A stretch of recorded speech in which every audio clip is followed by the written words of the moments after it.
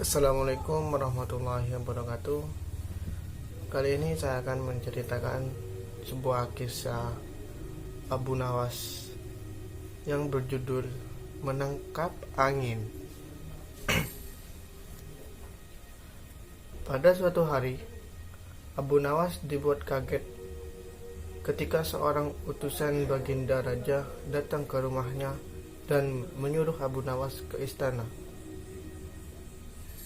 Ia harus menghadap Baginda secepatnya. Entah permainan apa lagi yang harus dihadapi kali ini. Setelah tiba di istana, Baginda menyambut Abu Nawas dengan sebuah senyuman. Akhir-akhir ini, aku sering mendapat gangguan perut. Kata tabib pribadiku, aku kena serangan angin, ucap Baginda Raja, memulai pembicaraannya kepada Abu Nawas. Ampun tuanku,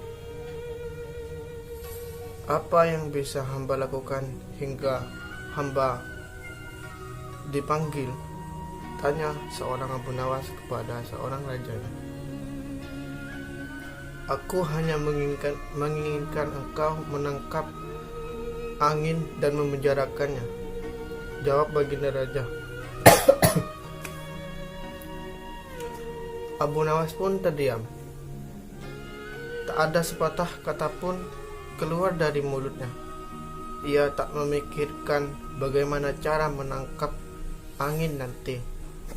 Tetapi ia bingung bagaimana cara membuktikan bahwa yang ditangkap itu adalah benar-benar angin. Karena angin tidak bisa dilihat, tidak ada benda yang lebih aneh dari angin. Tidak seperti halnya air, walaupun tidak berwarna tetapi bisa dilihat dan bisa disentuh. Sedangkan angin tidak. Baginda hanya memberi Abu Nawas waktu tidak lebih dari 3 hari. Lalu Abu Nawas pulang membawa pekerjaan rumah dari Baginda Raja, yaitu menangkap angin. Namun Abu Nawas tidak terlalu bersedih, karena berpikir sudah merupakan bagian dari hidupnya, bahkan sudah merupakan suatu kebutuhan. Ia yakin bahwa dengan berpikir akan menemukan jalan keluar dari kesulitan yang ia hadapi. Dengan berpikir pula, ia yakin bisa menyumbangkan sesuatu kepada orang yang membutuhkan, terutama orang-orang miskin. Ya, Abu Nawas memang kerap mendapatkan sepundi penuh uang emas hadiah dari Baginda Raja atas kecerdikan seorang Abu Nawas itu. Tetapi sudah 2 hari ini Abu Nawas belum juga mendapatkan akal untuk menangkap angin, apalagi memenjarakannya. Gimana? Sedangkan besok adalah hari terakhir yang telah ditetapkan Baginda Raja. Abu Nawas hampir putus asa. Abu Nawas benar-benar tidak bisa tidur walaupun hanya sebentar. Mungkin sudah takdir. Kali ini Abu Nawas harus menjalani hukuman karena gagal melaksanakan perintah Baginda. Ia pun berjalan bergontai menuju istana. Di tengah-tengah kepasrahan tersebut, kepada takdir ia teringat sesuatu, yaitu Aladin dan lampu wasiatnya. Bukankah jin itu tidak terlihat?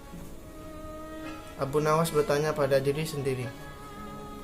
Ia berjingkrak girang dan segera berlari pulang.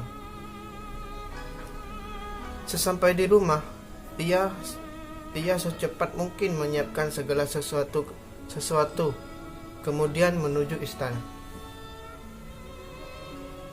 Di pintu gerbang istana, Abu Nawas langsung dipersilakan masuk oleh para pengawal karena baginda sedang menunggu kehadirannya. Dengan tidak sabar, baginda langsung bertanya kepada Abu Nawas, Sudahkah engkau berhasil memenjarakan angin, hai Abu Nawas? Tanya baginda raja kepada Abu Nawas. Sudah Paduka yang mulia, jawab Abu Nawas dengan muka berseri-seri sambil mengerutkan botol yang sudah disumbat.